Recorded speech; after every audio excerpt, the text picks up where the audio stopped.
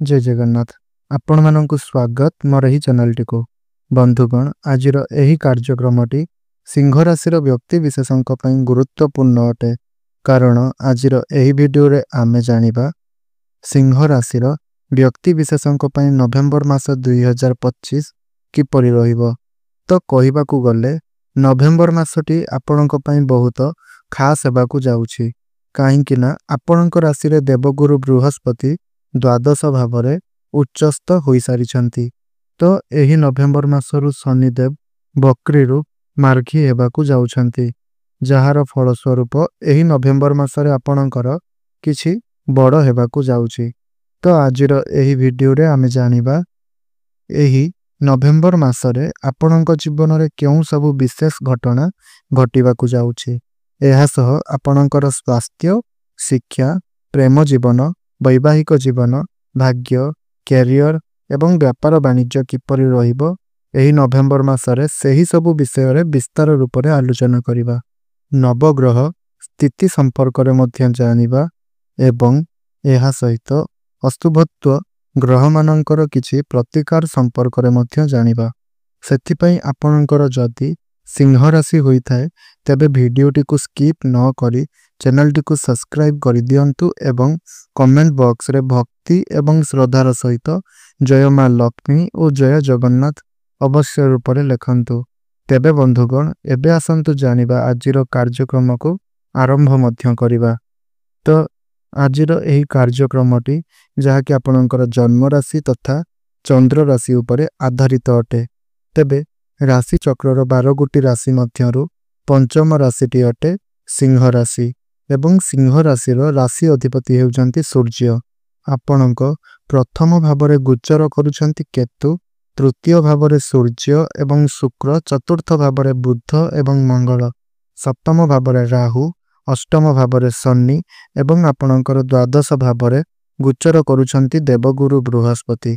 तो सर्वप्रथम आसंतु जानिबा आपणक स्वास्थ्य किपरि रहिबो एही नवेम्बर मास 2025 रे। तो बंधुगण कुंडलीर प्रथम भाव होई थाए आपणकर स्वास्थ्यर भाव, इम्यूनिटी सिस्टम रो भाव। आपणक प्रथम भावर अधिपति हेले सूर्य।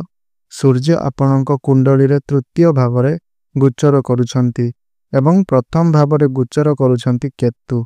तेबे 16 नवेम्बर को सूर्य आपणकर चतुर्थ भाव को प्रवेश करिवे किंतु 16 नवेम्बर पूर्वरु अर्थात 15 नवेम्बर पर्यंत सूर्य निचस्थ रहुछंती। तेणु आपण जदि केउठी ट्रैवल करूछंती, केउठी जाउछंती तो आपणकु थकापणर अनुभव होई पारे किंबा आपणकर इन्फेक्शन भली समस्या देखा देई पारे कारण जेबे भी राशिर स्वामी निचस्थ होई थांती किंबा कुंडलीर तृतीय, षष्ठ, अष्टम एवं द्वादश भावरे थांती सेतेबेले इम्यूनिटी सिस्टम टिके डाउन रही थाए। तेणु आपणकर इन्फेक्शन, एलर्जी भली समस्या देखा देई पारे, ठंडा काश, ज्वर भली समस्या देखा देई पारे। तेणु एही सबु जिनिस प्रति आपणकु सावधान रहिबार अछि। किंतु सूर्य जतेबेले चतुर्थ भाव को प्रवेश करिवे तो सूर्य शुभ फल प्रदान करिवे अर्थात आपणक स्वास्थ्य रे आपण उन्नति देखिबाकू पाइबे। पूर्वरु जहा भी किछि स्वास्थ्य जनित समस्या थिला ताहा दूर होई जिवो। आपणकर इम्यूनिटी सिस्टम स्ट्रांग रहिबो, आपण निजकु स्वास्थ्यवान अनुभव करिवे। एबे आसंतु जानिबा आपणकर शिक्षा क्षेत्र किपरि रहिबो एही नवेम्बर मास 2025 रे। तो बंधु माने कुंडलीर पंचम भावटी होई थाए आपणकर शिक्षार भाव। पंचम भावर अधिपति हेले देवगुरु बृहस्पति। देवगुरु बृहस्पति आपणकर द्वादश भावरे उच्चस्थ अछंती। शनिकर दशम दृष्टि आपणकर पंचम भावरे रहुछि। तो आपणको आपणक पाठ पढ़ारे टिके एफर्ट्स देबाकू पड़िबो। आपण किछि कोचिंग सेंटर जॉइन करि पारंती, नुआ किछि सिखि पारंती।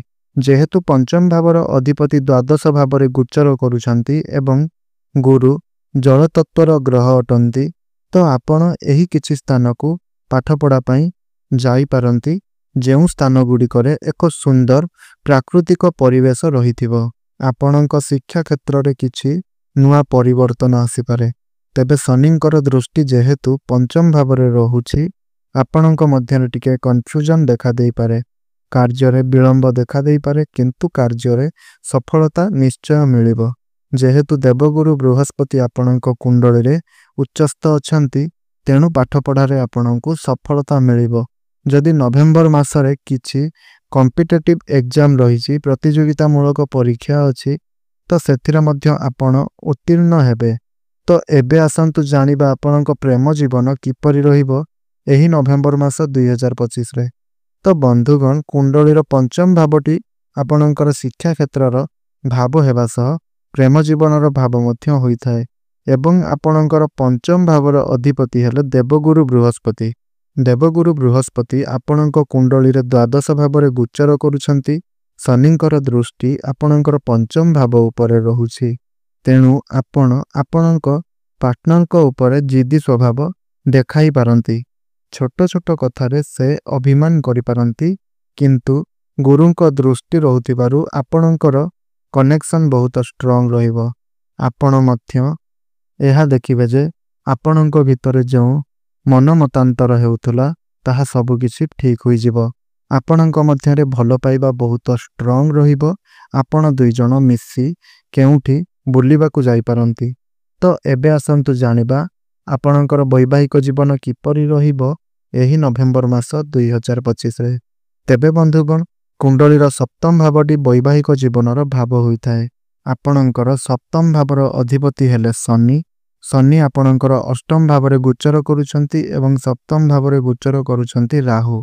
ମଙ୍ଗଳଙ୍କର ଦୃଷ୍ଟି ମଧ୍ୟ ଆପଣଙ୍କର ସପ୍ତମ ଭାବରେ ରହୁଛି। ତେବେ ଉଭୟକୁ ଦେଖିବାକୁ ଗଲେ ଆପଣଙ୍କୁ ବୈବାହିକ ଜୀବନରେ ସତର୍କତା ଅବଲମ୍ବନ କରିବାର ଅଛି, ସତର୍କ ରହିବାର ଅଛି। କାରଣ ଅଷ୍ଟମ ଭାବଟିକୁ କୁଣ୍ଡଳୀରେ ଭଲ ମାନାଯାଇ ନଥାଏ। ତେଣୁ ଶନି ଅଷ୍ଟମ ଭାବରେ ଦୁର୍ବଳ ସ୍ଥିତିରେ ଅଛନ୍ତି। ଏହା ବ୍ୟତୀତ ରାହୁ ହେଲେ ପାପୀ ଗ୍ରହ। ରାହୁ ଆପଣଙ୍କର ସପ୍ତମ ଭାବରେ ଗୋଚର କରୁଛନ୍ତି। ଏଥିପାଇଁ ଆପଣଙ୍କର ବୈବାହିକ ଜୀବନରେ ମତାନ୍ତର ମନାନ୍ତର ଦେଖାଦେଇପାରେ। ଆପଣଙ୍କ ମଧ୍ୟରେ ମିସ୍ଅଣ୍ଡରଷ୍ଟାଣ୍ଡିଂ, ମିସ୍କମ୍ୟୁନିକେସନ୍ ଦେଖାଦେଇପାରେ କିମ୍ବା ଜୀବନସାଥୀଙ୍କର ସ୍ୱାସ୍ଥ୍ୟରେ ମଧ୍ୟ କିଛିଟା ସମସ୍ୟା ଦେଖାଦେଇପାରେ। ତ ଆପଣଙ୍କୁ ଟିକେ ଧ୍ୟାନ ଦେବାର ଅଛି। ଏବେ ଆସନ୍ତୁ ଜାଣିବା ଆପଣଙ୍କର ସବୁଠାରୁ ଗୁରୁତ୍ୱପୂର୍ଣ୍ଣ ତଥ୍ୟ, ଯାହାକି ଆପଣଙ୍କର ଭାଗ୍ୟ, କ୍ୟାରିୟର ଏବଂ ବେପାର ବାଣିଜ୍ୟ କିପରି ରହିବ ଏହି ନଭେମ୍ବର ମାସ 2025ରେ। ତ କୁଣ୍ଡଳୀର ନବମ ଭାବ ହୋଇଥାଏ ଭାଗ୍ୟର ଭାବ ଏବଂ ଦଶମ ଭାବ ହୋଇଥାଏ କ୍ୟାରିୟରର ଭାବ। ଆପଣଙ୍କର ନବମ ଭାବର ଅଧିପତି ହେଲେ ମଙ୍ଗଳ। ମଙ୍ଗଳ ଆପଣଙ୍କର କୁଣ୍ଡଳୀରେ ଚତୁର୍ଥରେ ଗୋଚର କରୁଛନ୍ତି। ମଙ୍ଗଳଙ୍କର ଦୃଷ୍ଟି ଆପଣଙ୍କର ଦଶମ ଭାବରେ ରହୁଛି। ଭାଗ୍ୟର କନେକ୍ସନ୍ କ୍ୟାରିୟର ସହ ରହୁଛି। ଆପଣଙ୍କର ଲାଭ ସ୍ଥାନ ସହ ରହୁଛି। ତେଣୁ ଆପଣଙ୍କୁ ଭାଗ୍ୟରେ ଲାଭ ମିଳିବାକୁ ଯାଉଅଛି। ଆପଣଙ୍କର ଭାଗ୍ୟ ଏହି ନଭେମ୍ବର ମାସରେ ପ୍ରବଳ ରହିବ। ଭାଗ୍ୟର ସପୋର୍ଟ ପ୍ରାପ୍ତି ହେବ। ଭାଗ୍ୟ ରିଲେଟେଡ୍ ସମସ୍ତ କାର୍ଯ୍ୟରେ ସଫଳତା ହାସଲ କରିବେ। କାରଣ ପ୍ରତ୍ୟେକ କ୍ଷେତ୍ରରେ ଆପଣଙ୍କୁ ଆପଣଙ୍କ ଭାଗ୍ୟର ସାଥ ମିଳିବ। କ୍ୟାରିୟରର କଥା କହିବା ଯଦି, ଆପଣଙ୍କର ଦଶମ ଭାବର ଅଧିପତି ହେଲେ ଶୁକ୍ର। ଶୁକ୍ର ଆପଣଙ୍କ କୁଣ୍ଡଳୀରେ ତୃତୀୟ ଭାବରେ ଗୋଚର କରୁଛନ୍ତି, କିନ୍ତୁ ଶୁକ୍ର ନିଜେ ସ୍ୱଗୃହରେ ଚଳନ କରୁଛନ୍ତି। 26 ନଭେମ୍ବରକୁ ଶୁକ୍ର ଚତୁର୍ଥ ଭାବକୁ ଆସିଯିବେ ଏବଂ ଶୁକ୍ରଙ୍କ ଦୃଷ୍ଟି ସିଧାସଳଖ ଦଶମ ଭାବକୁ ରହିବ। ବର୍ତ୍ତମାନ କହି ରଖୁଛି ଯେ 26 ନଭେମ୍ବର ପରେ ଆପଣଙ୍କର କ୍ୟାରିୟର ଭାବ ବହୁତ ଭଲ ରହୁଛି। ଆପଣଙ୍କ କ୍ୟାରିୟରରେ ଆପଣ ଏକ ଭଲ ପରିବର୍ତ୍ତନ ଦେଖିପାରିବେ। କ୍ୟାରିୟରକୁ ନେଇ ଯେଉଁ ସବୁ ସ୍ୱପ୍ନ ଥିଲା ତାହା ଦୂର ହେବ। କ୍ୟାରିୟରକୁ ନେଇକରି ଯାହା ସ୍ୱପ୍ନ ଥିଲା ତାହା ଆପଣଙ୍କର ପୂରଣ ହେବ। କାର୍ଯ୍ୟକ୍ଷେତ୍ରରେ ଆପଣ ପ୍ରଶଂସିତ ହେବେ। ପ୍ରମୋସନର ଯୁଗ ରହୁଛି। ଆପଣ ଆପଣଙ୍କ କ୍ୟାରିୟରରେ ଗ୍ରୋଥ୍ ଦେଖିବାକୁ ପାଇବେ, କିନ୍ତୁ ଆପଣଙ୍କୁ ରେସ୍ପନ୍ସିବିଲିଟି ନେବା ପାଇଁ ପଡ଼ିବ। ବିଜନେସ୍ର କଥା କହିବା ଯଦି, ବିଜନେସ୍ରେ ଆପଣ ସ୍ମାର୍ଟ ରହିବେ। ନିଜର ବୁଦ୍ଧି କାରଣରୁ ଆପଣ ବିଜନେସ୍ରେ ଖର୍ଚ୍ଚ କରିବେ। ବିଜନେସ୍ ଆପଣଙ୍କର ନଭେମ୍ବର ମାସରେ ଅପଡାଉନ୍ ରହିପାରେ, କାରଣ ସପ୍ତମ ଭାବରେ ରାହୁ ଗୋଚର କରୁଛନ୍ତି। ଆପଣ ଟିକେ ଥକାପଣ ଅନୁଭବ କରିପାରନ୍ତି, ଅଧିକ ଟ୍ରାଭେଲ୍ ମଧ୍ୟ କରିପାରନ୍ତି। ଏବେ ଆସନ୍ତୁ ଜାଣିବା କିଛି ଉପାୟ ବା ପ୍ରତିକାର ବିଷୟରେ। ତ ପ୍ରତିଦିନ ଆପଣ ପକ୍ଷୀମାନଙ୍କୁ ଦାନା ଖାଇବା ପାଇଁ ଦିଅନ୍ତୁ ଏବଂ ପାଣି ପିଇବାକୁ ଦିଅନ୍ତୁ ଏବଂ ପ୍ରତିଦିନ ଶନିଙ୍କର ପ୍ରାର୍ଥନା ବା ଶନିଙ୍କର ବୀଜ ମନ୍ତ୍ର ଜପ କରନ୍ତୁ। ପ୍ରତିଦିନ ହନୁମାନ ଚାଳିଶା ପାଠ କରନ୍ତୁ ଏବଂ ପ୍ରତ୍ୟେକ ଦିନ ତମ୍ବା ପାତ୍ରରେ ସୂର୍ଯ୍ୟଙ୍କୁ ଜଳାର୍ଘ୍ୟ ଅର୍ପଣ କରନ୍ତୁ। ତେବେ ବନ୍ଧୁଗଣ, ଆଶା କରୁଛି ଭିଡ଼ିଓଟି ଆପଣଙ୍କୁ ନିଶ୍ଚୟ ରୂପରେ ଭଲ ଲାଗିଛି। ଯଦି ଭିଡ଼ିଓଟି ଭଲ ଲାଗିଛି ତେବେ ଭିଡ଼ିଓଟିକୁ ଗୋଟିଏ ଲାଇକ୍ କରିଦିଅନ୍ତୁ। ଚ୍ୟାନେଲଟିରେ ନୂଆ ଥିଲେ ଚ୍ୟାନେଲଟିକୁ ସବସ୍କ୍ରାଇବ୍ କରିଦିଅନ୍ତୁ ଏବଂ ଭିଡ଼ିଓଟିକୁ ଗୋଟିଏ ସେୟାର କରି ତଳେ କମେଣ୍ଟ ବକ୍ସରେ ଜୟ ମା ଲକ୍ଷ୍ମୀ, ଜୟ ଜଗନ୍ନାଥ ନିଶ୍ଚୟ ରୂପରେ ଲେଖିଦିଅନ୍ତୁ। ଧନ୍ୟବାଦ।